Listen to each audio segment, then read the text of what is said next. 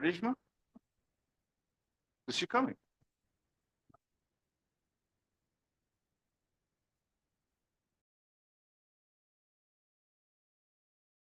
So we can start. Good morning. Good morning, colleagues. Good morning to all who are in Dubai with us. And hi to all of us who are watching us on screen from the webcast and live and on demand. My name is Yunus Arikan. I'm the Director of Global Advocacy at ICLEI, Local Government for Sustainability. Today we have an exciting session. It is one of the most meaningful sessions that I am attending in this COP. I don't know how many years ago, but the first COP in Berlin, I was a youth delegate in '95. And in the last 15 years of my life, I'm championing the voice of cities and regions, local governments in the UNFCCC process. And this session is exactly bringing these two together, the youth and local and regional governments, how they can advance climate action through collaboration. And we had a fantastic experience this year. My colleagues will be sharing the first round, how did we manage this process? And in the second round, we will invite our mayors who have been making this dream to come true by convening these sessions at home. And then we will also share also our key messages. What do we expect from this process to deliver? And at the outset, I also would like to I'd like to address that I was delighted to be joined by a fantastic team from ICLEI, Madison, Kale, Karishma, and the youth. It was really the youth power that made us deliver this process. So once again, congratulations to all of you, but let's start with Kale. Kale from ICLEI US. So go ahead, Kale, the floor is yours. Is it microphone on? Good to be here with everybody. I am not the youth representative, but I am happy to be here with Zihan, who will speak in a few minutes. So when the parties to the Paris Agreement approved a global stocktake as their sort of checkpoint that would occur every 5 years, they designed it naturally to be a process for nations. However, that high level of a conversation is going to face some gaps without collecting the experiences of those in our local communities who are implementing climate actions every day and who are facing climate impacts. So when the first round of the actual stocktake process began back in June 2022, the UNFCCC recognized this, largely thanks to the advocacy of ICLEI and the LGMA. And so during the Bonn Climate Conference at that time or in that year, also known as the SB 56, the UNFCCC, quote, encouraged non-party stakeholders to hold events at the local, national, regional, and international levels in support of the global stocktake. So a first-time call for inputs of this kind in a global agreement. At the LGMA briefing yesterday morning, Yunus said, Eunice said a lot of things, but the thing that I like was, yeah, they're all good. This one is especially good. He said, when something happens at the UNFCCC, we at the LGMA give it life. And I love that. And that is truly the case here. What started as one sentence in the SB 56 has turned into a global initiative, even a movement, in a very short time, engaging 26 cities in 18 countries across 6 continents. In essence, these cities brought the COP home to their own town halls in a local stocktake. At a local stocktake, elected officials gather with their local constituents, residents, all sectors of society, really, to evaluate climate progress, not only in the NDC and what's happening at the national level, but how that relates to their own local actions and climate justice. We know that cities are frequently monitoring their progress. You all have been for years, in greenhouse gas inventories and climate action plans. But the local stocktakes take all that work a step further, or dig a little deeper, asking your constituents to comment on national and international efforts and how they align with initiatives back home. That might sound a little abstract. Your neighbors at home are probably not staying up reading the NDC. So ICLEI, as the focal point to the LGMA, helped to make that process digestible so that any city could host a stocktake in the form of an event that was between 2 hours up to a full day, and oriented around the 3 themes of the stock takes, which my buddy here, Zihan, is going to talk about. This initiative was diverse. Of those 26 cities, 13 were in the global south, and 3 of them, Nairobi, Kampala, and Accra, were organized and led by youth advocates. So I'm joined here by one of those leading youth advocates in the COP28 process. Zihan, I'm going to turn it over to you because I would love to hear about what your experience has been involved in these very hands-on local stock takes. Thank you very much, and very good morning, everyone. Firstly, I'd like to say I believe everyone is either young or young at heart, so everyone here definitely shares the mindset. My name is Zihan. I'm stepping in today for my colleague Juliet, who is stuck in the queue outside. But my name is Zihan, so I'm the Youngo focal point, and our constituency represents the voices of children and youth in UNFCCC processes. And we are a sister constituency of ICLEI, so we want to thank, of course, Eunice for the cross-constituency collaboration over the past few years.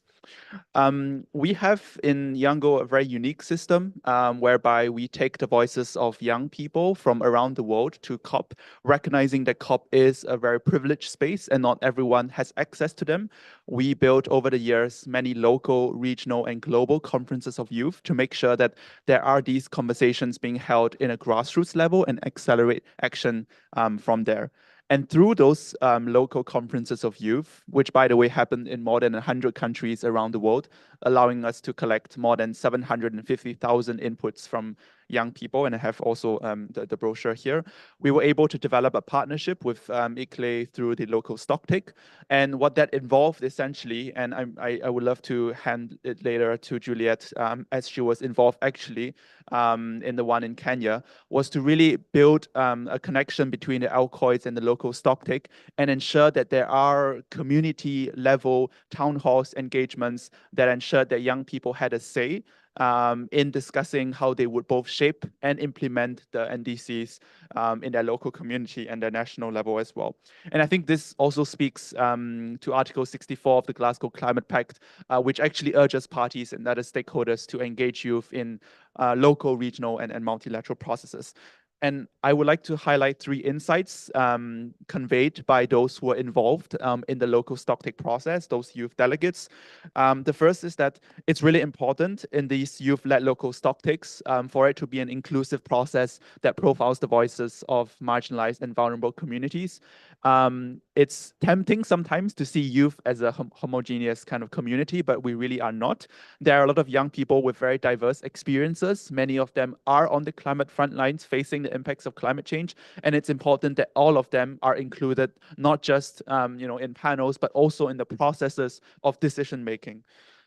And also to make sure that they are actually holding leaders accountable for decisions that will impact their lives. The second point, and I think this ties in with the Youth and Education Day, and this is a kind invitation for everyone to join our events on the Youth Day on the 8th, is the role of capacity building. So a lot of young people are, of course, at a stage where they are growing to learn more about the climate crisis. But at the same time, I think it's also our responsibility, as youth, as educators, as leaders, to provide young people with the resources and capacity to educate themselves to be able to contribute more meaningfully in the conversation. Because some of what is involved in climate policy making, to be frank, is not very accessible to the public, not very accessible to young people, many of whom are in education, some of whom may not be in formal education. And I think that's something to bear in mind to make sure that we're upskilling youth for the green economy.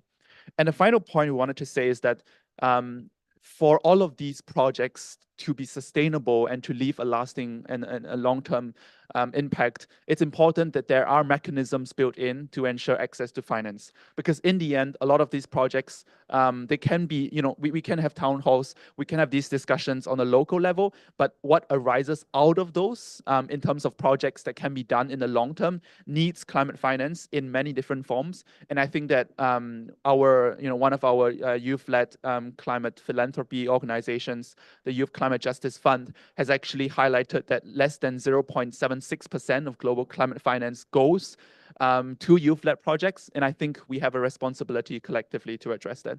So thank you again to ICLEI for that support, and looking forward to our future collaboration. Excellent. I would like to invite you for a warm applause for the youth and the ICLEI team who have managed this process. That gives us a fantastic now segues for our leaders, how they have responded to this call. We have 3 distinguished leaders who have been involved in this process, and we have our 4th leader who would be sharing her comments. I'd like to first recognize them. Mayor Minna Arve from City of Turku, Finland, Mayor Ravi Balla from Hoboken, USA, and Mayor Chilandalo Chitangala, Lusaka, Zambia. 3 of them have hosted this, so we will hear from them. And Mayor Sharon Dijksma, she's now the UN Secretary General's, a member of the UN Secretary General's Advisory Board on local governments, and especially with a mandate for future and generations and collaboration. So she would also share her insights and how she can take it forward. Mayor Arve, the floor is yours.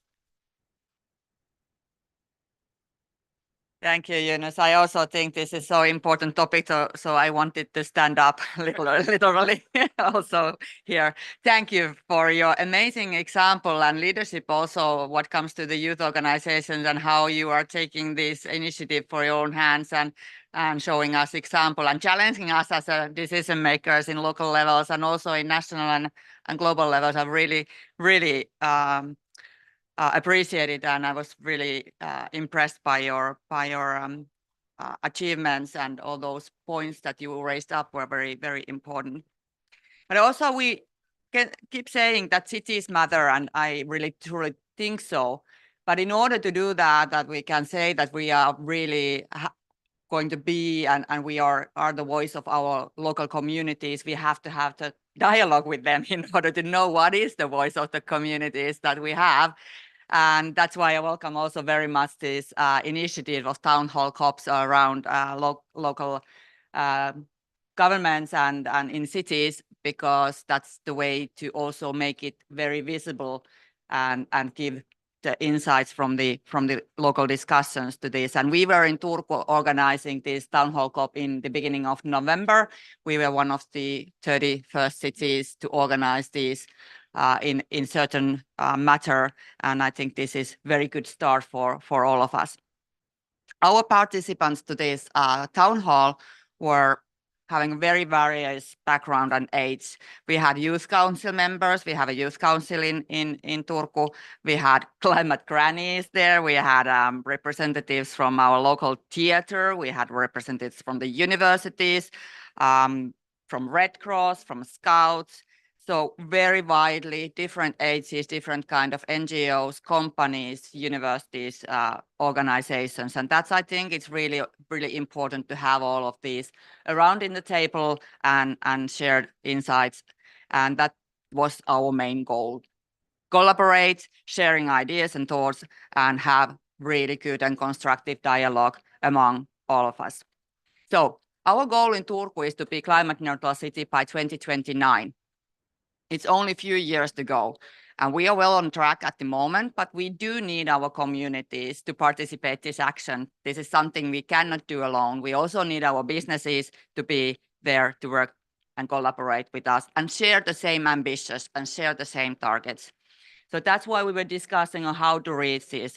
So we were discussing about sustainable mobility issues, local nature, how important that is for everyone, equality, inclusivity, consumption.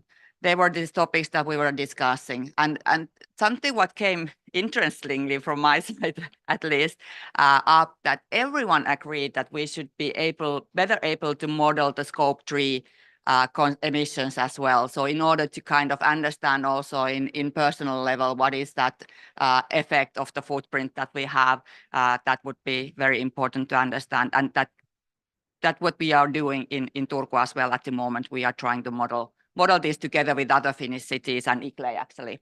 So that's very important.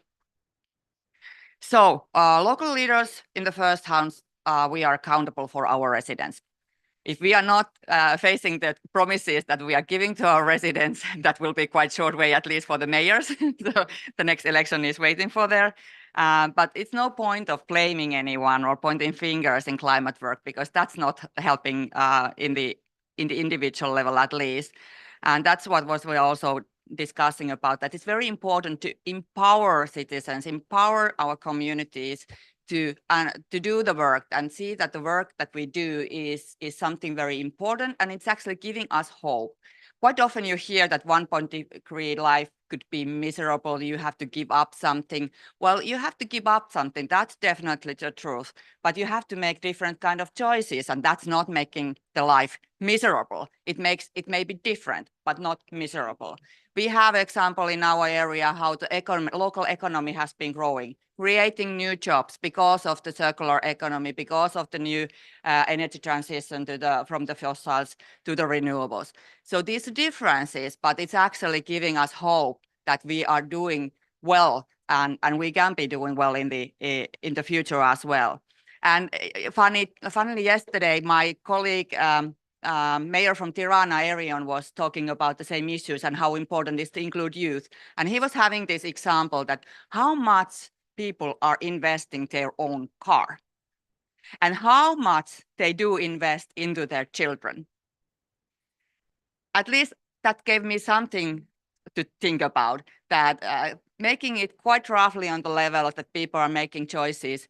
Okay, it doesn't have to make that you are not able to buy a car, but maybe you should think about how much you would also like to invest to your children and their future. So that makes us as decision makers also very important to find the right comparables, right to find ways to talk about and how to discuss with our communities. One more thing here is to say that sustainable everyday solutions should be available for everyone, and that's on our responsibilities as a decision makers. We have to make those everyday choices easy and accessible, and that's why we are working with the climate nudging as well in Turku, and that's something quite interesting, how to use psychology in order to make those choices. For instance, we had a good example from one of our biggest companies. They have a restaurant for employers as a buffet. And that's the line we're taking. The first in the line, there is a vegan food, vegetarian food, locally produced food, and just in the last part of that line, you find meat. So you are able to have your meat if you really want, but you have to go first through all those different stages, which may make it, you are already taking salad, you are already taking vegetarian food, and then you have only just a small bites of there. So these are really very actually concrete and small things, but this is how we change our behavior. And that's the most challenging part in this whole challenge and fight against climate change. How do we all as individuals, as cities, as nations, change our behavior? And that's, I think it's a good point to end this discussion by saying and noting for philosopher Socrates, who said that the secret of change is to focus all of your energy not on fighting the old, but on building the new. Thank you very much. So now we'll go to US, Mayor Ravi Bala. How did you have your discussions in your city and communities in Hoboken, please? Thank you, Eunice. My reason for standing is because at this conference, I've learned that sitting down for too long is not good and standing up for too long is not good. So I'm going to take that chance to try to do both here today. Good morning, everyone. My name is Ravi Bala. I'm the mayor of the city of Hoboken, New Jersey. We're a 1 square mile city across the river from Manhattan, the 4th most densely populated city in the United States. And we held a stock take on October 31st, one of the many mini COPs that are happening around the world. We're very proud to gather everyone together on that day. And I'm going to speak just for a few minutes about some of the takeaways from that stock take. It was also very well attended from a broad array of stakeholders. I was very encouraged by the level of youth participation, both at the high school level as well as our university in Hoboken. And you know, there are a couple of themes I just want to emphasize with respect to the stock take itself. One that I was happy to see that there was a lot of optimism. You know, there one common feeling in this space is one of, you know, despair, of doom. You know, what do we do? It could be overwhelming, this challenge. But people in Hoboken are optimistic. They're optimistic about the future. They're optimistic about the possibilities of the future. They're optimistic about what we can do as a community if we act together and take collective action. So that was, you know, a very positive takeaway. There was also a very strong strain of the need of bipartisanship. In the U.S., we have a two-party system largely of Republicans and Democrats. Climate space is generally more emphasized by people in the Democratic Party. But as a local mayor of a nonpartisan city, I represent both Republicans and Democrats. And when we see a large event, natural catastrophe, like a storm surge that we saw during Superstorm Sandy, or tremendous flooding, that doesn't impact Republicans or Democrats or people from one party or another. It impacts everyone. So we really wanted to view this topic from the lens of bipartisanship, that this affects everybody and everyone should care, no matter what your political beliefs are and party affiliations on other issues. Another topic that was emphasized was the need for multi-level coordination and federal assistance. We had the benefit of that through a project called Rebuild by Design that was an award from the federal government of $230 million that flowed from the federal government down to the state level and then to the local level. And it was, and we're now in the construction phases of this large $250 million project, which really took and is taking multi-level coordination amongst local levels of government all the way to the U.S. government at the federal level. Very important.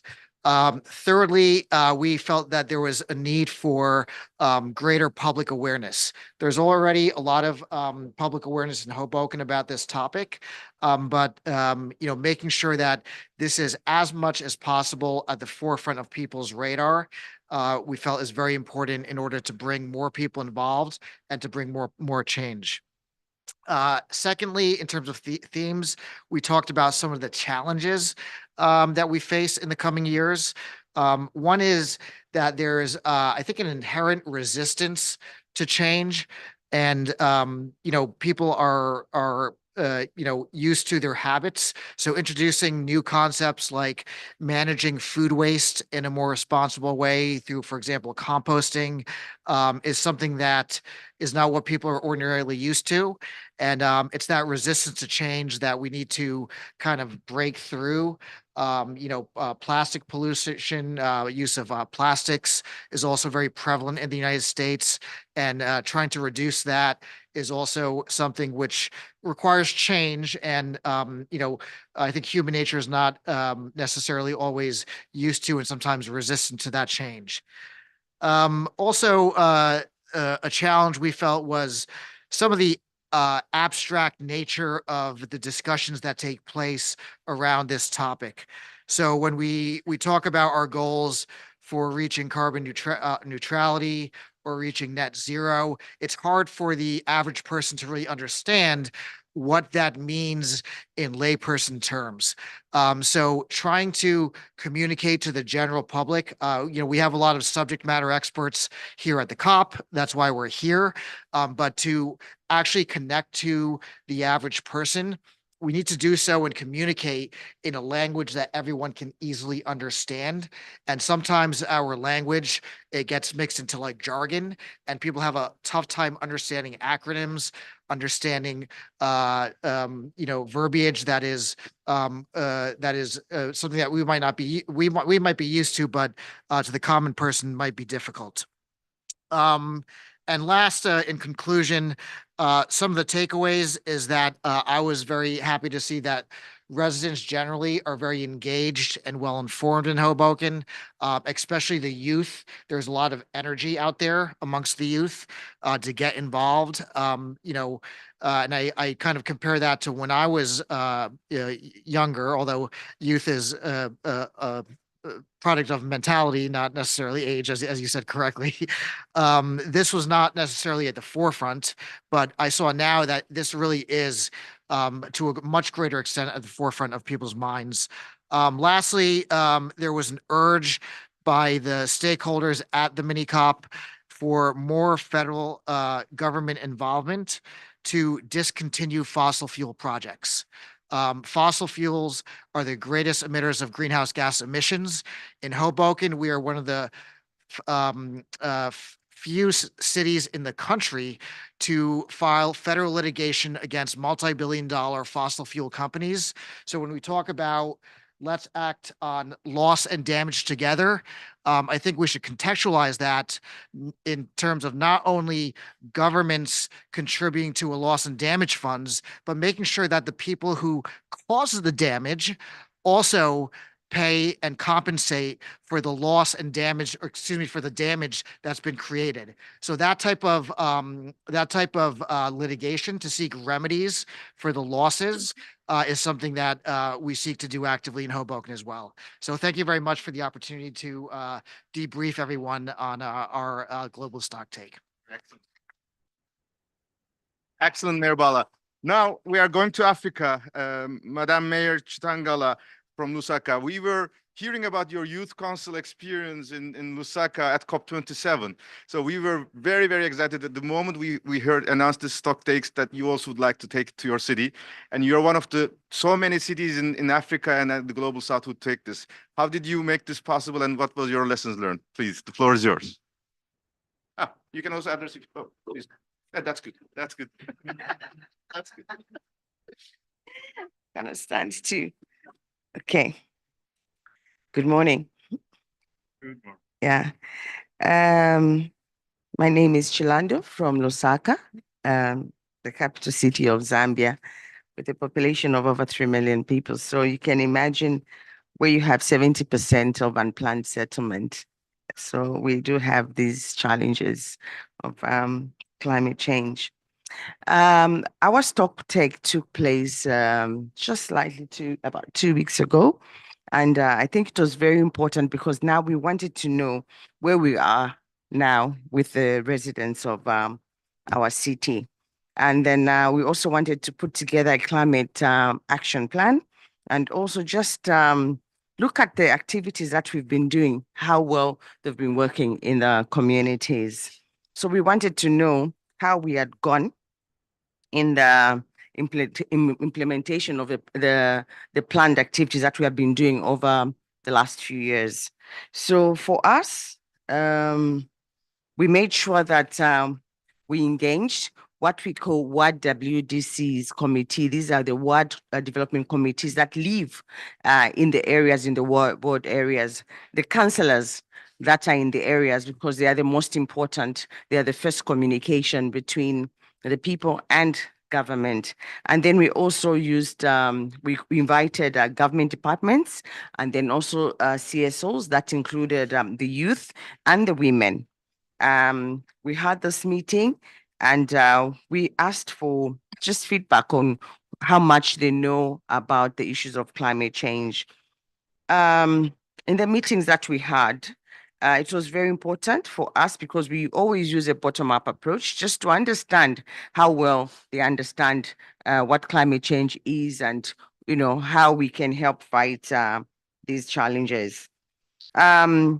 Where we are at now is we have programs like tree planting programs, and one of the tree planting programs is under my office. We call it Plant a Tree with the Mayor. This time of the year, we start planting for the next 6 months, because after 6 months we don't have the rainy season, and then we don't have water everywhere. So we rely on the rains. So we have to really make sure that we plant using the youth council, the schools, and just people in the community. So the next 6 months will be very busy with planting trees and encouraging everybody to plant a tree even at home. Yeah. And then we also, oh, by the way, we've planted more than 14,000 trees ever since I was in the office. So, but what we do is we also ask any other organization that is planting trees to give us the number so that we meet the 300,000 trees that we want to plant. Youth engagement, we have what we call the Youth Council. And this is where we have a competition in schools, the win, and then we have a junior mayor, junior deputy mayor, and councillors. And I think that has worked so well for us because then we use them for sensitization in our communities. And then also whatever information we have and we need to send that information to communities and schools as well, we use the Youth Council, and it has been working very well for us. The only issue is that when they outgrow, because I think we've had this very active the last 3 years. So they now leave schools and so on. So we have to have another one so that we can have that same age group that we look for. And then also the other problem, the other issue that we have is clean cooking solutions. We have a clean cooking solution in a few of our wards, but that is a problem because then we, in our city, Lusaka is one of the cities that receive charcoal, and charcoal means people cutting down trees.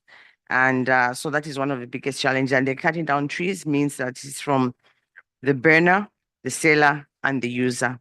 So how do we help them move away from that and then it's their livelihood? So those are some of the things that we're looking at, because we have to look at all the stages of where it is starting from. And then apart from that also, we also spoke about public awareness using public gatherings. We have what we call Community Development Fund, and that is one of the tools that we use to educate people about issues of climate change. Unfortunately, just the Community Development Fund, this is the money, the fund that the government gives each and every constituency, but only 5% of that is for disaster management. And from the meeting that the stock take that we had, we got views from the people that, from the community people, the people that are in these committees, and we are trying to ask government now to raise it to 20%. So 20% must go to greening. So this will be one of our biggest campaigns now, because I think that without resources, then we can't sort out these issues. Yeah. So for us now,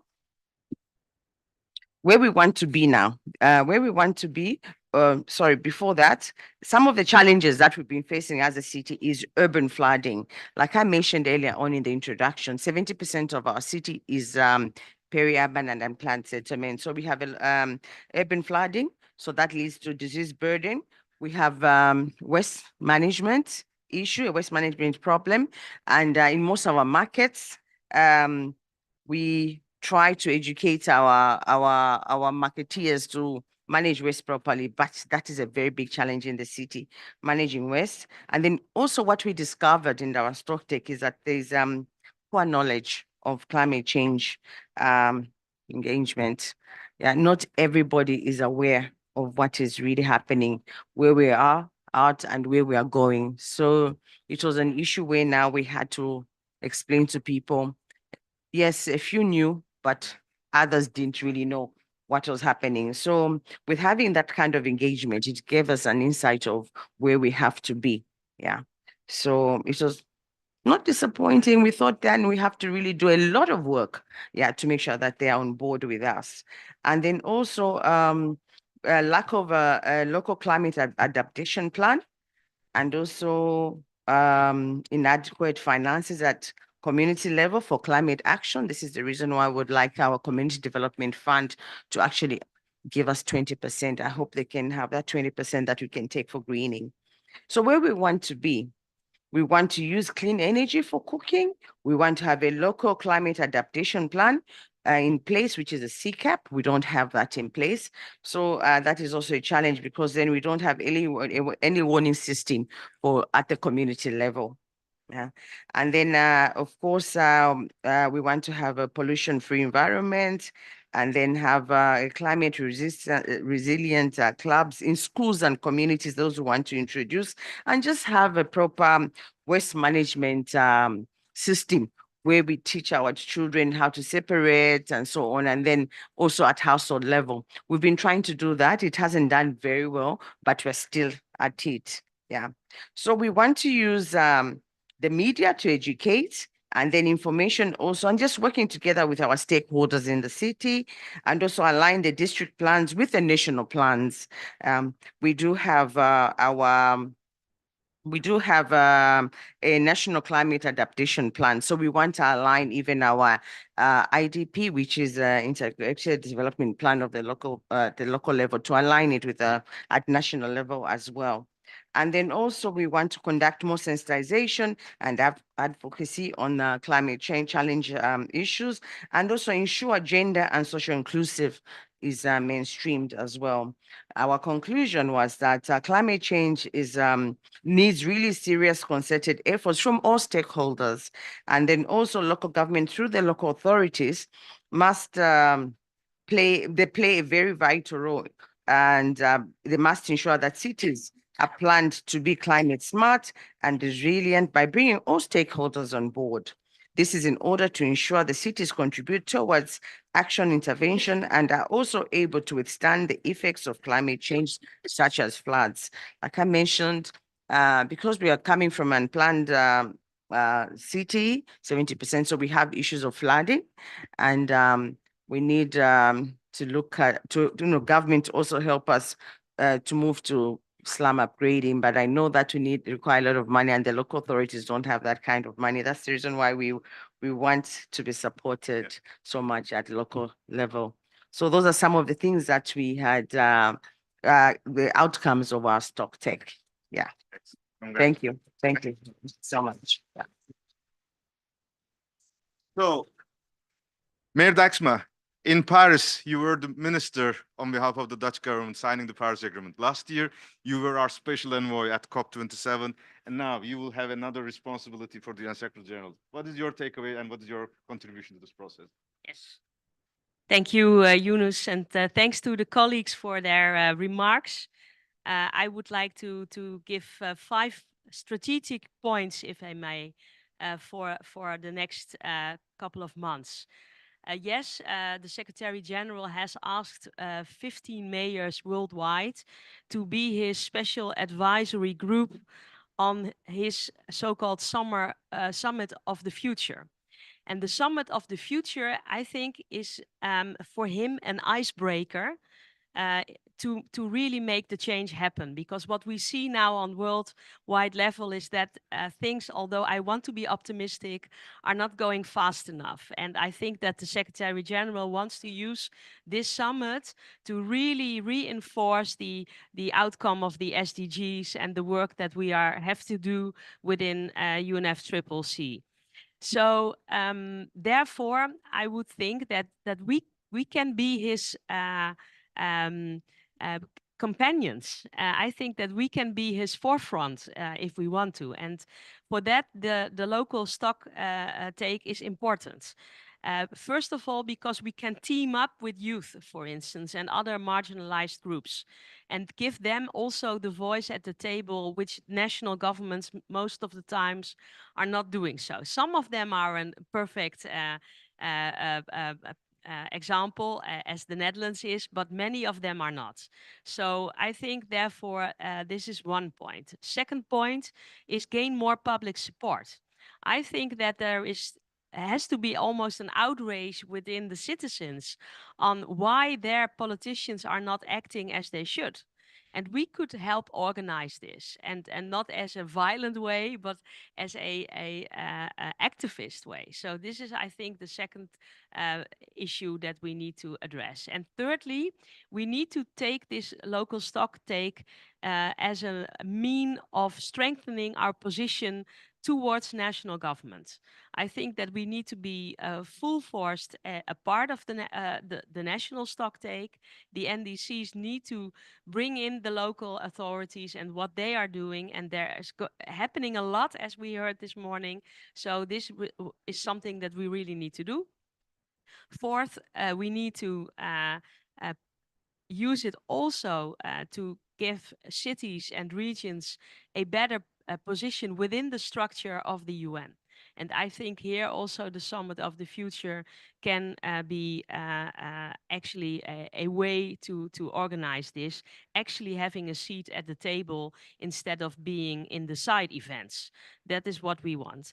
And lastly, one of the things that I would like to do, and especially when I hear from you, I'm really convinced that this is a good idea. We need to put a bit more pressure on COPs.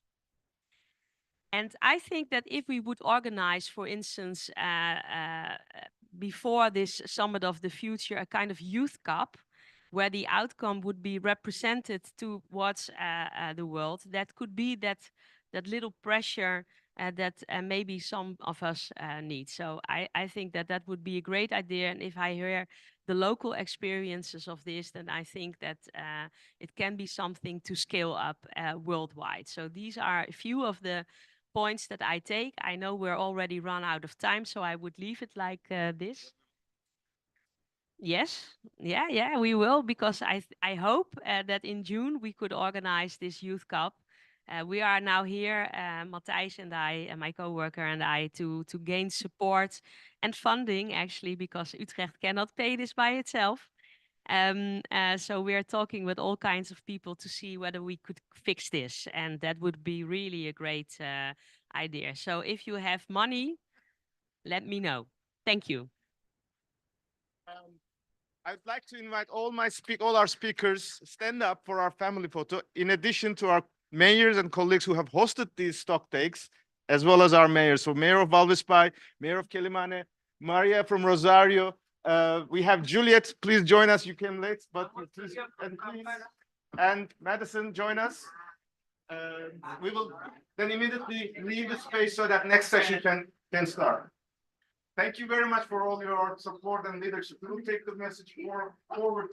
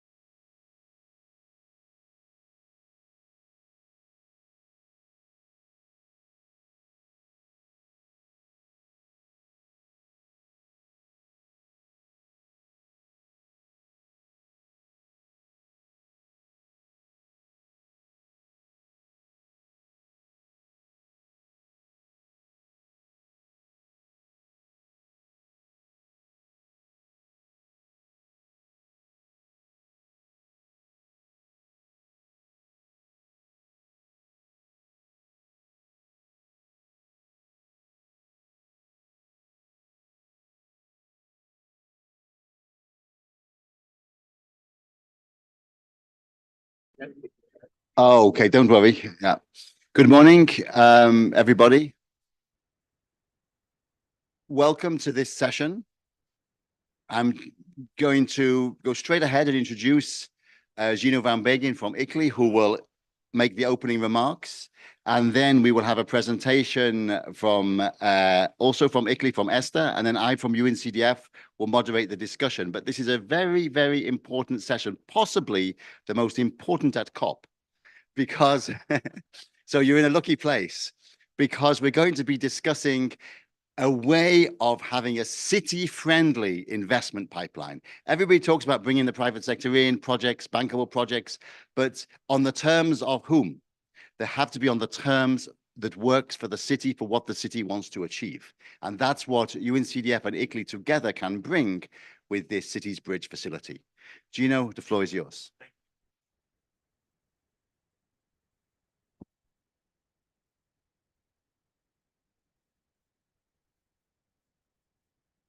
Good morning, ladies and gentlemen, friends and colleagues. I would like, first of all, to extend a very warm welcome to everyone here to join us for the launch of this very first UNCDF ICLEI City Bridge facility at this pavilion here. First of all, let me express my gratitude to UNCDF for the collaboration and the contribution to this pavilion, as well as to our joint efforts here at COP28.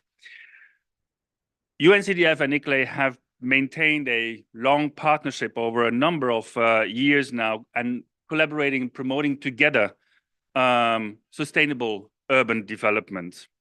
As you know, ICLEI is a global network of around 2,500 cities, towns, and regions globally in about 125 countries, working together towards increasing sustainable urban development in those jurisdictions.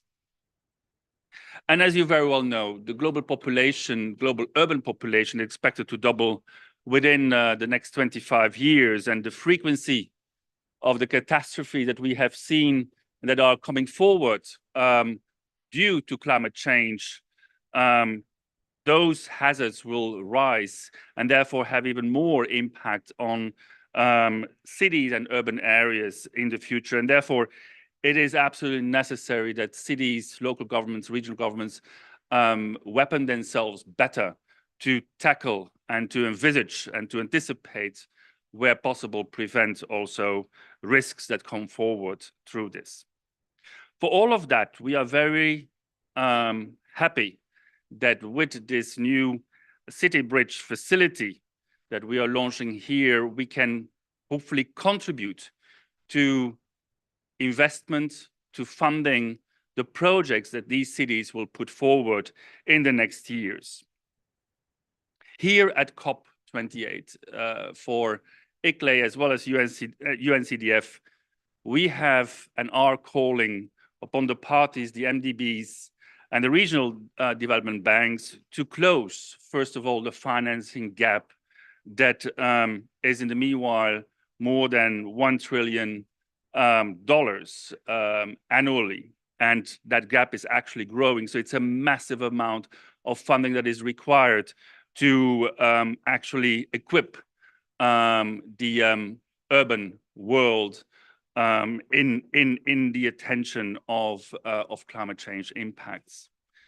We are here also to ask the parties and the MDBs to ensure direct access for subnational government to the operation of the various funds and funding mechanisms. And thirdly, we are particularly encouraged by the fact that the decision on the loss and damage fund that was taken on the 1st of December now in its operations foresee already direct access for subnational government. We as the LGMA, as a constituency, as a focal point for subnational government here at the UNFCCC, have been working very hard in the last months to actually ensure that this direct access in the loss and damage fund for subnationals is ensured. So it is in the frame also of the COP here, the UNFCCC, we ask the parties in particular to help coming forward with national climate policies that focus and enable institutional frameworks that can bridge the subnational development finance gap through a multitude of multi-level partnerships, capacity building, and customized financing instruments. So it is in that frame that we are so excited about the Bridge for Cities facility that is going to be launched here today. And you will hear from my colleague more in that in a moment.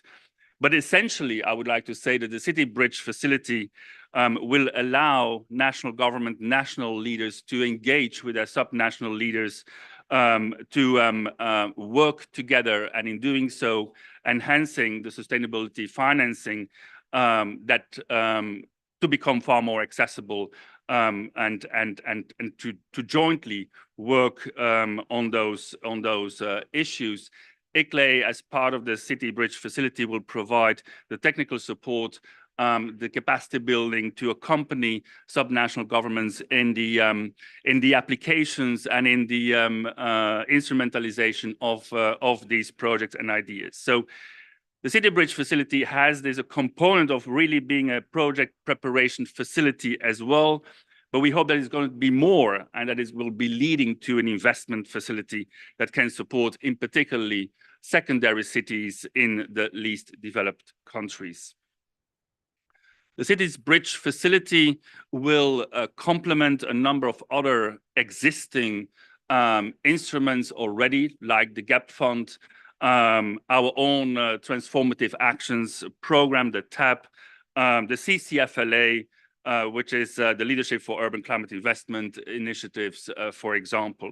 And we will try to work with all of these partners here together. So in conclusion, and also as a member of the SDSN Global Commission on SDG Urban Financing under the leadership of Professor Jeffrey Sachs, which was launched in June this year, we committed as ICLEI to ensure that the local voices are being brought into the financial discussions.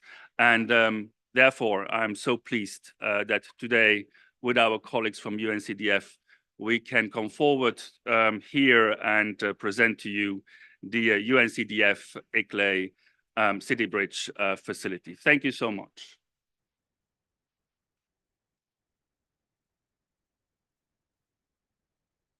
Thank you very much, Gino. And to me, it actually makes sense, and it closes the circle that ICLEI and UNCDF are working on this, because I think the first time we came together was at the very first Resilient Cities Conference in Bonn in 2010. And I remember sitting down with other people from ICLEI talking about how nice it would be if there was a city-friendly investment track. And 10 years later, we're starting to put the pieces together. The guarantee facility is coming. There are various other alternatives financing, and we can now make this happen for the green transition. So I think those Resilient Cities conferences, those early ones, a lot of what we're seeing now, I think the seeds were planted at those events. And I'm going to now request Esther Mogilski to make the keynote presentation. And then I'll call the speakers to sit and join on, and we will have an interactive discussion. So Esther, the floor is yours. Thank you so much. So I will give you a short presentation on what is exactly the City Bridge facility, which we've been working on already since years, and how the idea was born. So I'm just trying to turn a bit the mic that I see better the slides. So we can, I believe, go to the next. So basically, both UNCDF and ICLEI working closely together with local and regional governments, supporting them with their project preparation and then access finance for their infrastructure investment projects. We were facing similar challenges, and some challenges were systematically coming back. So we noticed that there is a very limited fiscal and technical capacity of the local governments to develop investment-ready projects and then to access finance. We also saw that the investors, the financiers, they favorized the large-scale projects and the megacities. They really left behind the secondary cities, and the small-scale projects are not their interest. But we also noticed that the financial institutions, meanwhile, are looking for transformative projects that are financeable, but they really have a shortage of that. And what we also noticed that the recent financing instruments are not city-friendly at all. So building on those challenges, our objective was to create something, the City Bridge Facility, which would primarily focus on the secondary cities located in the least developed countries, and that we help to develop sustainable investment-ready projects, but then after helping their preparation, also helping them to access customized financing, city-friendly financing instruments. So our approach is that we don't want to do something which overlaps with already ongoing initiatives or funds or financing mechanism being out there. So we really would like to collaborate with all initiatives already existing. So here we didn't list, obviously, all the initiatives that are out there, and Gino also mentioned. So just I would like to also speak about shortly about the ICLEI-led Transformative Actions Program and the TEP, which is a project preparation facility accompanying projects from the very early stage until the implementation, supporting them with their project preparation. And then here, what we just wanted to showcase, but as I said, there are many initiatives, particularly the CCFLA Lucy initiatives. We really would like to collaborate with closely together. So for example, the GAP Fund, which is for a very early stage project preparation facility managed by the European Investment Bank and the World Bank. This is where we see a very close connection, and we would like to really build it, that after the projects get this very early stage technical assistance, we would then take in our City Bridge facility those projects over and then provide them technical assistance, reimbursable grants, concessional loans, guarantee. And then based on the level of the maturity of the project, then these projects could either be supported by the International Municipal Investment Fund, the IMIF, which is managed by UNCDF, and it's a project preparation facility for more mature projects, but also providing equity financing. Or the projects could then be further supported through the City Guarantee Facility, the EFSD Plus, which is an EU guarantee facility. Or we would look for additional external partners like international and national financing institutions, private investors, and commercial banks. Regarding the eligibility criteria, obviously, we would like to support primarily local governments. So our main clients are the sub-sovereign governments, but we would also allow utilities, non-governmental organizations, private sector companies to send their applications, of course, with the condition that we know that they collaborate closely with a sub-sovereign government.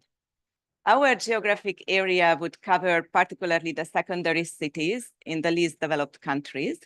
But I think it's very important to emphasize that we would like to work and provide all these financing instruments using local currency. Our investment threshold is slightly already smaller than the average, which is taken up by the financing institutions, meaning that we would already consider supporting projects starting from $500,000, and we put a max amount, which is not a max, it's an approximate max amount, which we set around $30 million. And then our sectors, we would really like to focus on infrastructure projects. The workflow, very simplified here. So obviously it starts with project origination. So the projects will be submitted through an online portal. Then we will have a joint steering committee that will decide how to proceed, what is the next step of the project. Of course, it depends on the maturity of the project application. And then the step 2 is a tailored project preparation support. So this is a technical assistant package offered by ICLEI and also by UNCDF For the project preparation support, we will follow the UNCDF dual key processes. And then step 3, when the projects are ready, then of course to help them to access customized financial instruments provided by the facility.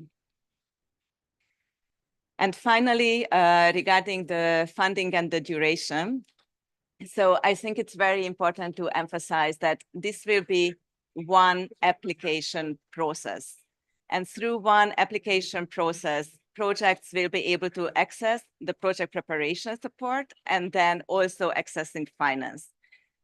At the moment, today we are launching the facility. So at the moment, we plan at least with 5 years. Of course, hopefully it will go way longer than 5 years. But our first target is to help 50 demonstration projects within this 5-year period, but then leveraging it 10 times more. So with that, I would like to thank your attention and we continue with a panel discussion. Thank you.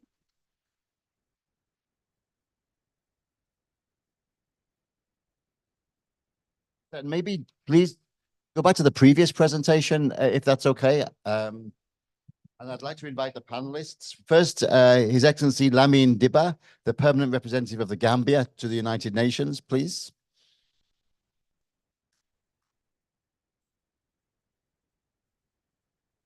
So, and I'm very sorry to say that Ms. Carmen Vogt, who's head of section of cities at GIZ, she let me know this morning that she has a sore throat. And so she's here in spirit. So we'll leave that chair for her there at the end. So, and then we're also very delighted to have Natalie Diaz, who is the Managing Director of Capital Markets and Sustainable Finance at the Brazilian Development Bank.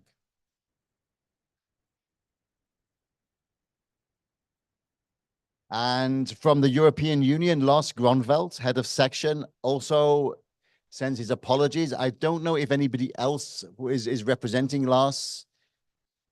Nope. So thank you. So finally, we have Jaime de Aguinaga Gracia, the Vice Provost for Strategy and Development at IE University. Thank you. So I'd like to, but so we're not going to show slides in the discussion. We're just going to have a conversation about what this means, how important it is. So I'd like to maybe go back through the presentation and come at it from a slightly different angle. So if you could fast forward to the one which has the process.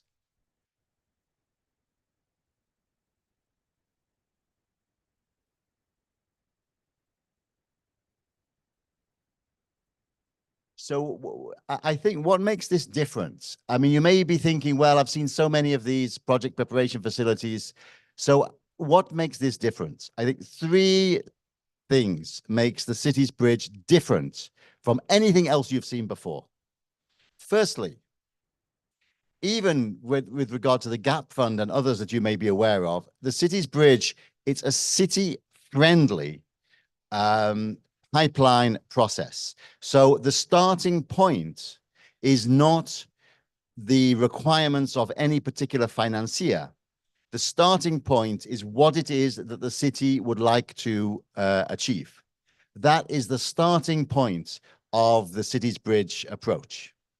So I think that's a very important difference. And as Gino mentioned, the SDSN Commission, we're looking for it to kind of change the way that the system works. You hear a lot of talk about, well, there are all these finances out there. We just need more bankable projects. Bankable projects on whose terms?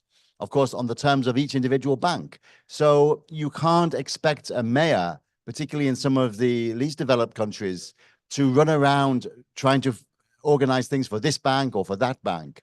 How are they going to get that information? Even when they apply for one of those facilities, including the GAP Fund and others, maybe what they want to achieve is not best met through that objective, through those criteria. So that's the first thing that makes it different. That it's, I think the second thing that makes it different, in addition to being city friendly, it also has direct access to a variety of financial institutions that already exist. So you can be fast tracked to these through this process. I think that's the second thing that makes it different. And I'll come on to that in a moment. And the third thing that makes it different is that it is an instrument of the city's movement. ICLEI is a key part of it. ICLEI is holding the LGMA representational seats at this process here. We've heard about the Loss and Damage Fund and other work that is done, and ICLEI, together with UCLG and UN Habitat, really drive the city's movement in this climate green transition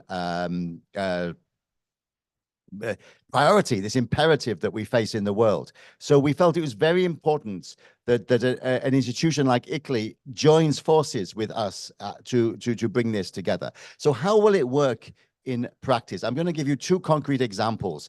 I did have the photographs of one of them, but it's just a photograph of some pipes. So I think we're probably better to stick on this. So two concrete examples. So one example, Cities Bridge, by the way, is already up and running in a kind of junior form. It's probably about a 3-year-old right now. So we've got to get it to its full-grown status, but it is up and running. The process is working, and I'm going to give you two examples. One example is the city of Chefchaouen in Morocco that applied to this pipeline process to replace their diesel powered street lighting, their dirty street lighting, with solar powered street lighting. Now, they applied actually thinking that they were going to be financed through the International Municipal Investment Fund. But in the application process, it became apparent that what they wanted to do did not fit the criteria of that equity fund. But as UNCDF, we can give grants, reimbursable grants, concessional loans, guarantees, and we have a fully fledged global team of investment officers. We didn't say, actually, this application fails because it doesn't meet the standards of the International Municipal Investment Fund. We said, let's find another way to make it financeable. And for us, the key is the word financeable. You know, that may be bankable. It may be bankable only through blended. It may need a guarantee. It may need a public investment. And where can we get that public investment from? And then the public investment will be repaid through greater fiscal receipts. So how can we get it financed? So in this case, the solution we came up with was a 0 interest rate loan to the city. The city has taken this loan. It's already borrowed. It's borrowed about $1 million. And under Moroccan legislation, normally a city cannot borrow. But that wasn't a problem because we found a way around it. Also under Moroccan legislation, a city has to repay its energy bills, has to basically pay its energy bills, its water and its utility bills before it even pays its staff. So if you put the repayment of the 0 interest rate loan in the same budget line that you use for utility bills, and if the infrastructure investment saves the utility bill because the solar street lighting will actually provide many savings, then they will repay the loan with the savings without increasing their net outgoings until the loan has been repaid. Then they will benefit from the savings. So it's financeable in an innovative way. And this is happening. This is going. The mayor of Chefchaouen will tell you about this transaction. It is taking place right now. So that was it. Why can't we do this more? And then another example came up shortly afterwards, which is the Tanga water bond. So here again, we were working with a city who was trying to apply for one of these pipelines, maybe World Bank Gap Fund, but it turned out that that was not really going to work for this option. And they approached some international investors, but because of the currency exchange rate risks, that was going to be too high. So in conversations with the Ministry of Finance, said, let's try a domestic capital market bond in Tanzanian shillings. And this is now going to go to market. And at this COP, I had the pleasure of conversing with the president of Tanzania about it. And the Minister of Finance has put this initiative in the budget speech of Tanzania. It's a priority for the country, and it will create a local government municipal bond market. It'll be a $23 million bond, and it will finance drinking water to the city of Tanga that has not yet had the pleasure of turning on a tap and getting drinking water out of that tap. They will now get that. So that again, $23 million, a domestic currency bond. The first one, a reimbursable 0 rate loan.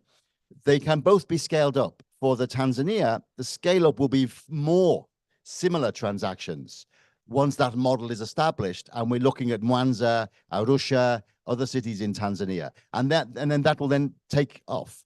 In the case of Morocco, the scale up will be through the FEC, the Fonds d'Équipement Communal, which is a Moroccan development bank owned by the government, and they will create a revolving fund to do this with many more cities. So that's what I think we're trying to achieve with this cities bridge here. We would like to bring forward 50 of these demonstration transactions that will then go to scale in different ways. And that's what I'd like to discuss with the panelists. So we have a very diverse set of panelists here, but they all have I think, have a very interesting angle to bring to the problem we're trying to solve here. So firstly, I'd like to ask His Excellency Lamine Diba a question. So I know right now you are the permanent representative of the United Nations of Gambia to the United Nations, but we actually requested you to join the panel also because of your previous experience as Minister of Environment in the Gambia. And I know that you're passionate about urban development and you're very well aware of the urbanization of Africa's cities. Africa is becoming an urban place, a kind of peri-urban place. And how we can finance the infrastructure of these urban and peri-urban localities, I think is a real challenge. So the question I want to ask you, Ambassador, is from what you've heard, do you see ways in which this Cities Bridge facility could help local governments and also the central government in Gambia working through your own legislative process to be able to address some of the development challenges you face? Over to you. Thank you. It's working. Thank you very much, David. And I thank all of you for making time to this very important. I am one who believes that working towards development, you must have the building blocks. And the building blocks to national development cannot happen without local economic development. And cities and urban centers play an important role in achieving that national economic growth and development. But in Africa, for instance, and least developed countries in general, we are challenged. Even national governments are challenged to breach the financing gap of development needs, particularly relating to SDGs. Now, what I have seen here, for me, I call it a game changer. Changing the game of accessing resources by cities and by urban authorities. It is important for them to have it because within the city and urban areas, you have a lot of development challenges that are happening at the same time, compounded by climate and climate variability. How do cities achieve urban resilient infrastructure? These are huge investments that goes beyond the capacity of cities. Now, if we have a facility like this, that comes to kind of the economies will go pushing that effect, that gap, to make them access and invest in those sectors that can in turn produce to growth and development that would be something that cities can achieve. The other interesting thing that I am very much particular about is regional and even within a country, variability and capacities of different councils and cities. Different councils and cities are at different levels of development. Now, for you to have a model that is tailored, which I like about this model, which is tailored towards the needs and aspirations of that city. There, you can do a SWOT analysis to see what are the strengths and weaknesses of this council and be able to tailor the program and the investment areas that they need to grow, which is very essential. Now, within countries, you have urban growth centers, you have cities. And these are at different levels and they have different access to resources in terms of domestic revenue that they are able to collect, but also the capacity to be able to develop bankable proposals. We all know sometimes it may be bankable, sometimes it may not be bankable, because we have to do a lot of social development. So how do we attract investors to help support councils to be able to address those needs and aspirations of city dwellers? And I believe what is just presented here and what David just talked about, this can be a mechanism that can help to achieve those and bridge the gap and enable cities to achieve sustainable development goals in all the 17 goal areas. And the other thing that you talked about is partnership. I believe councils and local governments need partners not only at the national level. For instance, in the Gambia, the 2002 Local Government Act provides for what equalization grant. But now in applying the equalization grant to councils, how do you apply them? Because already you have this, they are at different levels. If you want to say every year central government will give $1 million to each council, already you are disadvantaging some councils. So now based on the capacity and the resources that they have, you'll be able to, government will be able to tell them, this is what we're going to support you. But equally, you can scale this to IFIs, MDBs.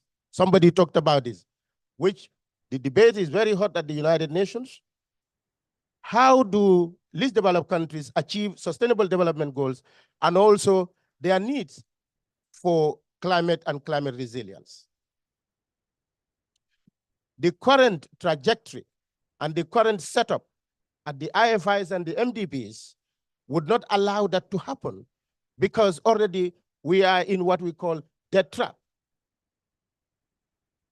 The resources that you collect at the local level, at the domestic level, you pay it as loans, financing your loans. Without the reform of the financial architecture, international financial architecture, it would be difficult for us to be able to achieve that.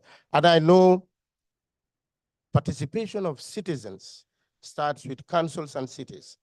Your voice is very important in reoccurring that call for reforms in the MDBs and the IFIs to enable people to access resources unfettered and be able to invest in the social and also in the productive sector to allow economic growth and development. I'll stop here for the time being. Thank you. Thank you very much. Thank you very much indeed. Really inspiring remarks, Ambassador. And I think to move the debate along, I'm going to come to Natalie next. And if you could move the slide down, please, to the one where you had those arrows, where the gap fund was showed. That's the one. That's the one. So here, I'd like to address this issue of partnership and request one of our partners from the Brazilian National Development Bank. And this is an approach that we hope to take to Brazil in the conversations we're also talking about. So it's very relevant. And I'd like to look at the partnerships and how it fits in.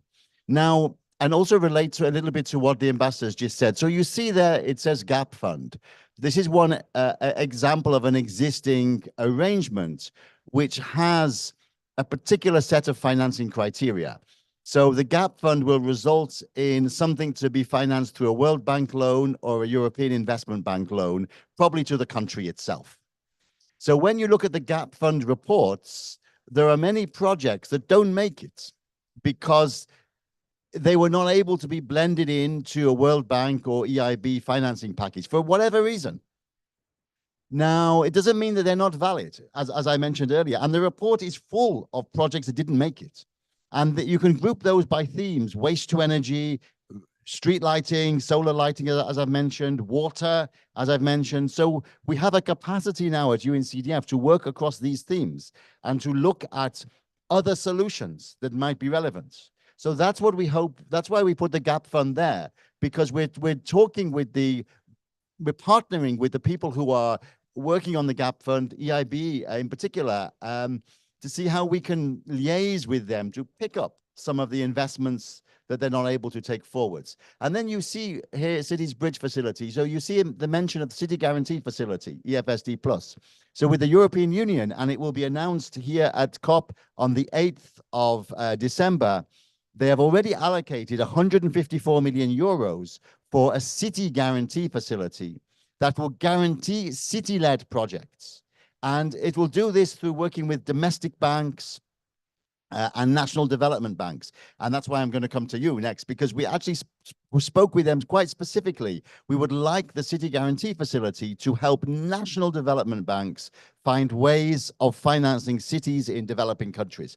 Because the idea of a city borrowing on the global capital market in hard currency is almost impossible. Where we talk about it all the time, but it's not really going to happen. Even in relatively wealthy countries like the one I'm from, that's already been, they used to do it when I was growing up. They can't do it anymore for various reasons. So let's not pretend that these cities are going to be able to borrow in hard currency on international markets. And let's find an alternative. And that's what we hope the Cities Bridge Facility can be.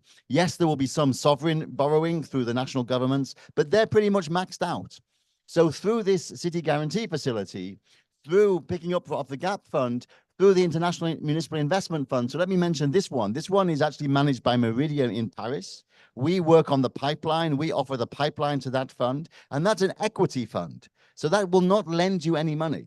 What it will do is it will own part of your public transport system. And we find this works very well for public transport. There are already projects coming out of this for public transports, also for coastal protection in certain places. So another least developed country, Mauritania, Nouakchott, the capital, is talking with the International Municipal Investment Fund about an investment along the coastline, which will protect 20 kilometers of coastline from the erosion, maintain the mangroves with no debt. How?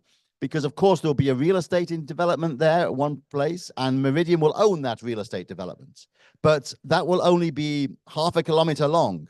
The rest of the 20 kilometers the city gets for free, and there is no debt to the city. So some cities will do that, some cities will not.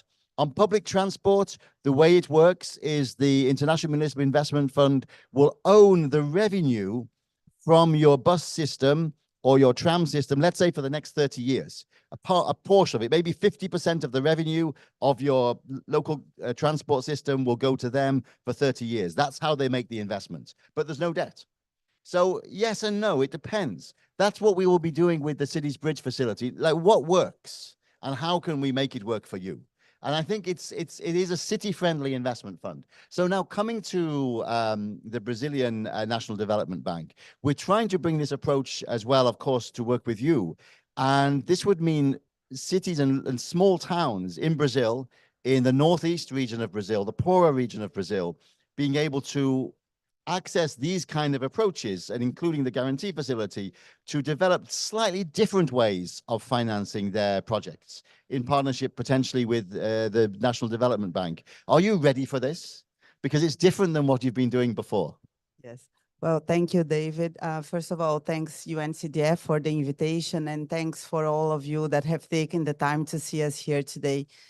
Well, I think, first of all, my initial reaction to the city's investment facility is that it is really a great initiative, because in the way I see it, it is tackling perhaps 4 challenges that we have in financing projects in emerging economies and in least developed countries. First of all, we all know that one of the reasons why we have been lagging on the implementation of the SDGs is because in the beginning it was very at the macro level. So just developing something that applies to the territory, that goes really where life is, where most of the challenges are, is really important. And we know all the efforts that the United Nations has been doing in SDG localization. So this is very, very good. Then secondly, we see that for most of the time, the issue that you are providing the facility in local currency is potentially the most important feature that we have here, because we know all the challenges that we have in hedging for FX, and Brazil launched here at COP together with the IDB, when hedging mechanisms for the projects that we are implementing in Brazil, but it's a very, very important move. But it is definitely one of the greatest challenges that we have. Then thirdly, even for a bank, as BNDES, we are a public national bank, sometimes we have in emerging economies such big structural problems that is very hard for us to focus on the very, very small municipalities, right? So we tend to structure and to focus on larger projects that can create a greater impact to the country. So I'm talking about big infrastructure, railway, roads, sanitation at federal level. And so it's really important to have someone that has this capacity to structure and to build a pipeline of trusted projects that then we can come up with the financing. So I think everything seems to be very, very, very good. And what I think that we need to do, and it's probably because financing or bridging this financing gap, it's definitely something that we can work together with you.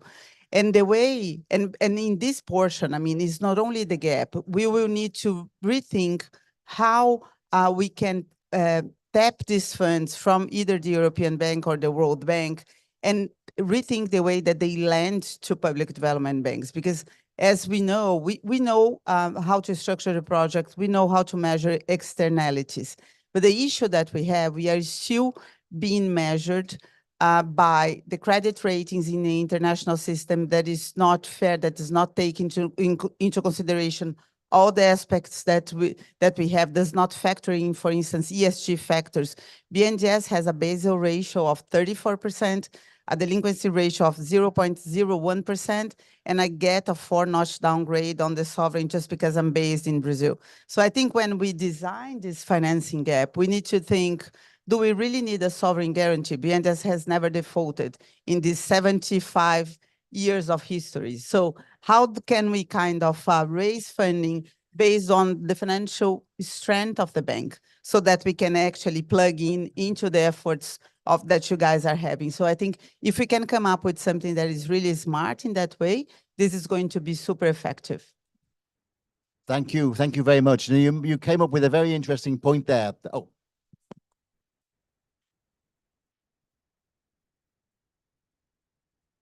Apologies, I was so inspired by what you said about the guarantee. You made a very good point there, the sovereign guarantee. So that's one of the blockages right now. You know, I remember at the World Water Week in Dakar, speaking with the people from the finance ministry in Gambia. They said, well, very good, but you know, you're not going to get that through because of the guarantee. And of course, any local borrowing, in fact, debt or liability on a water utility, a power utility, any local government, a regional government, anywhere in a country is counted by the IMF as part of the national balance sheet. So it's rather like any borrowing by your children is counted as part of your own as an adult, you're as a parent, I mean, your own borrowing. So the credit cards are maxed out of these national governments. And there has to be a way around that, because actually on paper, sometimes these entities are more creditworthy than the government itself. And we carried out this study in Bangladesh. So Bangladesh has issues in terms of its sovereign debt. But if you look at a city in Bangladesh, you know, Bangladesh is I think it's now the 4th largest country in the world in terms of population. It has many cities with 1 million and more people. The population is growing. The land values are increasing. The revenue to the city is increasing. The economy is growing. These places have zero debt, and they also have zero public transport. Now, you go to other parts of the world, you only need to have 300,000-400,000 people, and there's already a tramway system there. You go to Bangladesh, 1 million people, and it's chaos trying to move around. So if that entity has that economic potential and zero debt, surely it must be possible to, in a responsible way, create a financial package for them to make some investments. Currently not, because anything they do, the Minister of Finance will say no, because this actually adds to our borrowing limit. So that's what we need to overcome. And that's what this city guarantee facility will help with, because that will provide an alternative guarantee. That's what the IMIF helps, because that's an equity investment. There's no borrowing. And also the other issues that we've been discussing in Tanzania, it's not up there, this domestic capital market bonds, because there it's actually on the domestic capital market. So it doesn't actually affect your borrowing at the sovereign level in the same way. And there's no currency element. And there are other ways too. And that's what we need to explore, I think, through this facility. We heard yesterday, Gino and I were at the SDSN Commission, only 6% of investment is in local currency. 6% across the of these city projects. So, and that's because most of the city projects, of course, in the developed countries, and very few that are in the developing world are able to access these kind of money. So this is the paradigm shift that we will seek to change. And I'm now going to give the floor to Jaime. And you used to be, again, we invited you here partly in your capacity as an ex-resident representative of UNDP in various countries around the world. And you're well aware of the issues of urbanization and the development challenges that is faced. And as you know, there is now a move to try to move from so-called funding to financing. And I'm a bit uncomfortable with that if it means just a pipeline of bankable projects, because as we know, a bankable project is a Holiday Inn or something like that. It's not necessarily the kind of investment that we need to make to transform our cities. So drawing from your experience in various countries as a resident representative, if this was part of the UNDP toolbox, as Cities Bridge will be, it'll be part of our common toolbox that we can work with when we're developing a strategy for a country. How would it have affected the way that you think if it was part of your toolbox in your hand, given that UNDP and UNCF are joined at the hip? Over to you. Okay, thank you guys, David, for the question and for the kind invitation to participate in this panel. It's true that I represented UNDP for many years. Now I'm representing an international university, and I would like to merge those two perspectives, no? Because I mean, I think that this facility could play a critical role to mobilize resources for cities, but it's also important to consider that there are three underlying challenges that should be addressed, no? The first one is something that you mentioned already, no? That at the end of the day, you had to put together different entities that are speaking very different languages. You are talking about investors, you are talking about municipalities.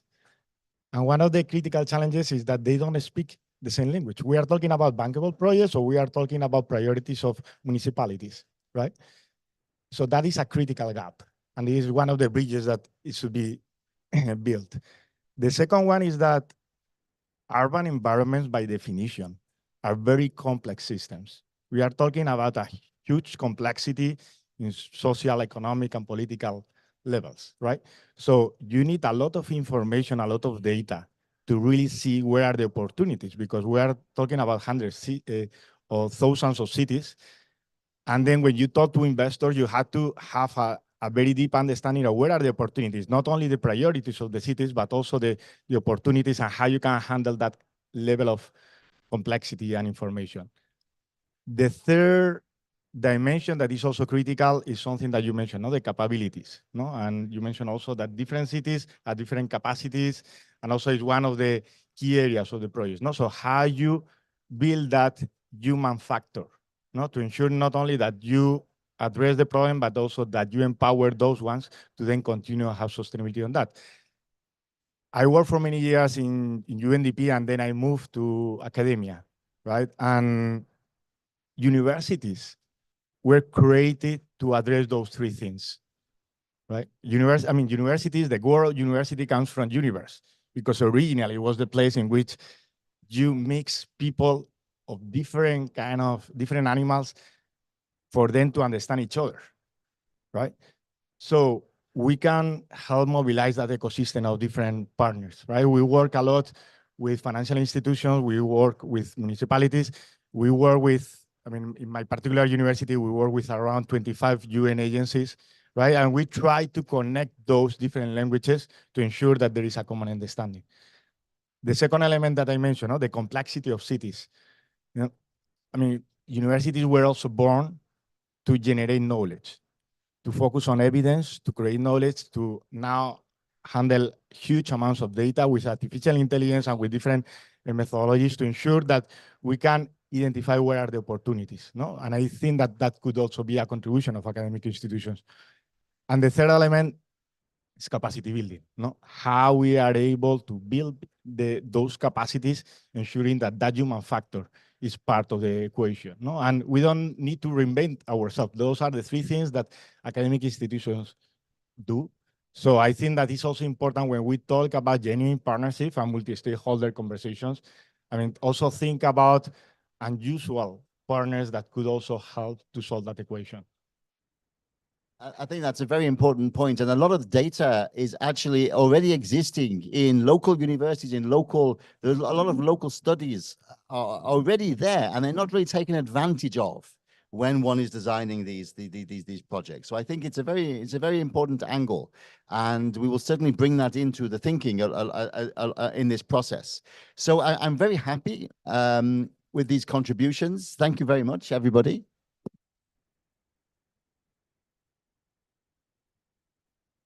And I think we have time for questions, which is the really rare at a lot of these COP events. So thank you for being so concise. Any questions or comments that anybody would like to make? The floor is open. Or is everybody completely happy with what they've heard? Please. Well, thank you very much. I want to really like to thank ICLEI for have managed to work through and come up with a product, because over the years, we have been arguing about exactly what this project is tackling. First of all, it's like a lack of knowledge, because there is an asymmetry of information. For example, different cities in the global south, they don't know where resources are, even if the resources are available. The ability of gathering information about where to go to get those resources is something of a paramount importance. The second issue that we've been always arguing is the lack, as you very well mentioned, the lack of capacity, not only to gather that information, but to design bankable projects. I mean, most of our cities don't even know where to start from. So the fact that this facility will deal with that issue about capacity building and identifying those most in need, I think it brings an added value. But the third is what the last speaker mentioned, is that most of the times we feel, I did not introduce myself, I'm a mayor of Quelimane City in Mozambique. Most of the times we know what our priorities are, and we feel that the way banks look at our assets is quite biased, because they look at from the credit side, but they don't take and they don't value the assets that cities do have in the same way we think they should. So like, it's like an asymmetric way of looking at the same issue. It's like they look from probably the profit side of it and the risk of it, while we look at the same problem, but coming from the needs perspective. So there is a gap here. So if this project can help, and the university, as the last speaker mentioned, to take us to the same table, because we're not speaking at the same table. Those are from the banking sector. They are like at the elephant tower there, looking down on us, like we are the ones who need. So we need to go there and like almost kneel to them. I think we need to change that game. No, we are partners. If an extreme event comes to a city, I think the banks also suffer. The funding institutions, they will also suffer. So it's in their own interest to have more resilient institutions starting from the cities where they are based.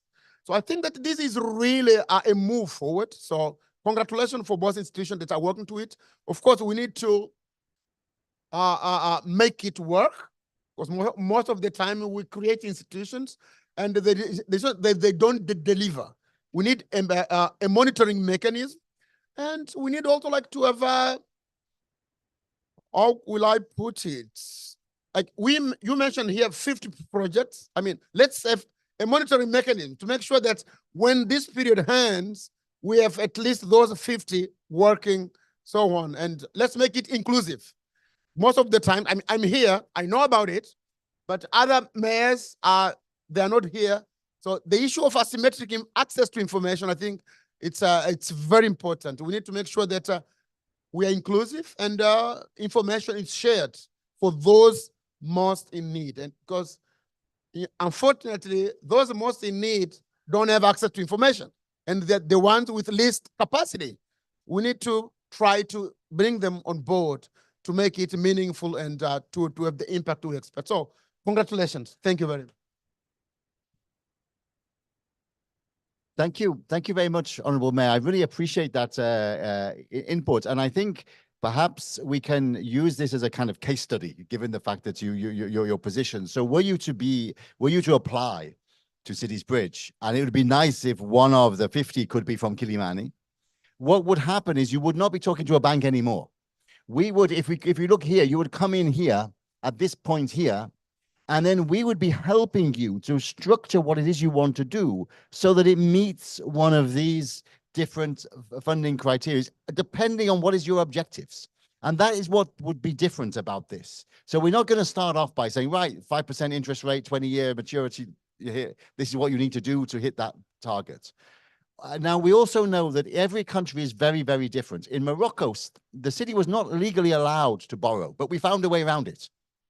In Tanzania, they were not able to raise the capital on the global markets, but they really wanted this model of water because they knew that it was financeable. It could repay for itself, but not on the terms of international capital. And it turned out that, hopefully, fingers crossed, this domestic capital market bond will do it. Now, in the case of Mozambique, we would need to see what is the most appropriate way within the legal framework of your country for Kilimani to have an investment that meets your objectives. Given that, I do not actually know Kilimani quite well. It's also growing very rapidly. It has a large peri-urban area. Its receipts are growing. Its population is growing. Its land values are growing. So nominally, Kilimani is in a strong position. I used to live in Nampula. I lived in Nampula for 10 years. So I used to pass through Kilimani all the time. So those places on paper are going concerns with zero debt. Now, the problem is also when you come to some financial entities, they say, oh, make a PPP, privatize it, and give us a concession to do whatever we want in that space. That also doesn't always work. If it's a PPP, it has to be a city-friendly PPP. So I think a PPP is another option to be listed here. So this is what we would work with you on. So maybe it would be nice, we can invite Kilimani to put 2 or 3 of your most favorite, your top priority things into this process. Esther is here, Italy is here. They will receive them, and we will start working with you. Let's get going. Thank you. If you have difficulty in speaking in English, I can use the Brazilian who is here. Eu também, eu falo por ele, vivi em Nampula, falo português, conheço muito bem a sua cidade. Tá bem. Any other comments or questions? We still have a little bit of time. Are there any other mayors or representatives of local governments here? Who are you a mayor? Are you? Oh, so you're from which city? Oh, Kampala. So what do you think? I mean, Kampala is a big KACC. You have this large kind of management structure. Would this be useful to you? Thank you so much. My name is Doreen Nyanjura, and I didn't really want to say much because I felt that the mayor here had almost represented Kampala, because yes, we talk about funds.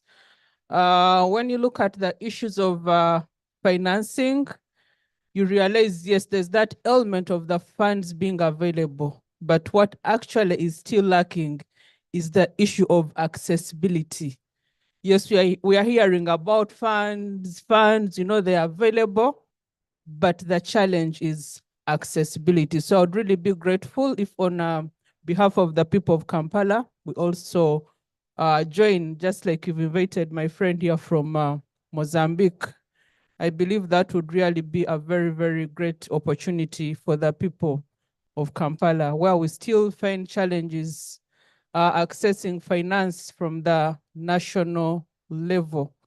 Like the representative from Gambia here said, they don't know how to even divide that money because we have capital cities, we have municipalities, so it gets kind of complicated. But my thinking is, if you have a city like Kampala, where we are talking about high levels of pollution, where we are talking about rural-urban migration, then such cities need to honestly be treated as a priority. Thank you.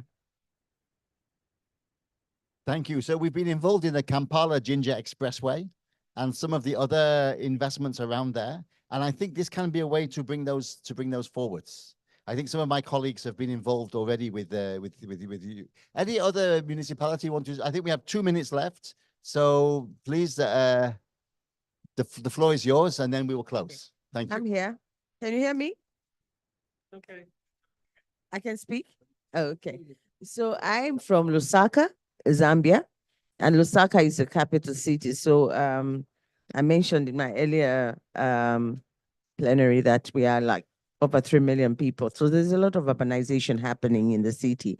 And then obviously we have so many things that we'd like to do in the city. And then like my colleagues have said, challenges of financing. And of course, this has been our cry as local authorities that we need to be supported on our own. But just listening to Madame over there, she also spoke about supporting railway. And I think that is one of the things that I would like my city to have. It's just a commuter rail line to just help us decongest the city. And obviously, as a local authority, we don't have that kind of money. But I want to know if there's a way that you can support us using a PPP arrangement, like you've just spoken, and then how we can also be taken into steps of how we can have a good feasibility study and a bankable project, I should call it actually, a bankable project. But it's unfortunate that you do not support subnational government directly, because that has been our cry as African cities. Yeah. Thank you. Thank you very much. So please, again, we leave your details with us. I think we have to close now, and I'm sure many of us have to be at an event that started a minute ago. So, oh yes, let's have a quick picture, and then we will. Thank you so much.